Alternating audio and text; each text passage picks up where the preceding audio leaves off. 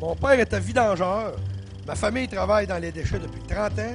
Je m'appelle Daniel Gingras et je suis gestionnaire de matières résiduelles. À mon avis, on ne doit pas ramasser les déchets à chaque semaine. Réduire la fréquence des collectes, à mon avis, c'est intéressant. Si on serait comme le 20 ans, on aurait 2 collectes de déchets par semaine, une collecte de recyclage, puis là, on clenche une collecte de compostage. Il y aurait à peu près 200 fois par année qu'un truck passerait devant ta maison au nom de protéger l'environnement. Je suis pas sûr. Moins je me promène en truck, plus que je protège l'environnement.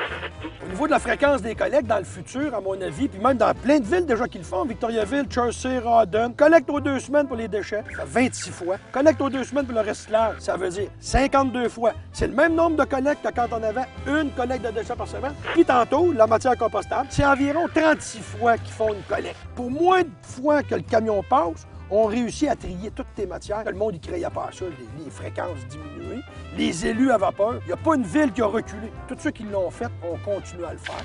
Un élu qui va décider que lui, il ne fait pas de vidange, fait qu'il va prendre un 240 litres ou un 120 litres, il vient de se bloquer, de faire une collecte alternée, il va être obligé de ramasser chaque semaine tout le restant de sa vie. Puis la différence d'un bac roulant 360 litres, un 240 ou un 120 est minime au niveau financier si on le met sur une période de 10 ans.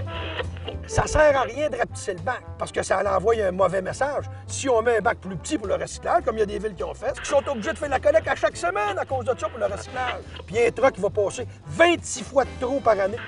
Théoriquement, en 2020, on n'a plus le droit d'enfouir de la matière compostable. Je les crois pas, ça sera pas vrai. Ça sera pas une loi, c'est un objectif. Comme tous les objectifs qu'on a déjà entendus dans le passé, c'est rien que du blabla, mais c'est pas grave, on y croit. Donc, on va faire pour. L'herbicompostage, on m'a parlé de ça depuis que je travaille dans les déchets, c'est de pas faire de déchets. Mais on dirait qu'on veut en faire, nous autres. Fait que faisons-en. Faisons-en, ça doit pas se dire, ça. Je le dis pareil. Puis on va peut-être faire vivre des grosses usines. J'ai rien contre les grosses usines, j'ai pas de problème. Des projets de 150 millions de bio-méthanisation, il n'y a pas de problème.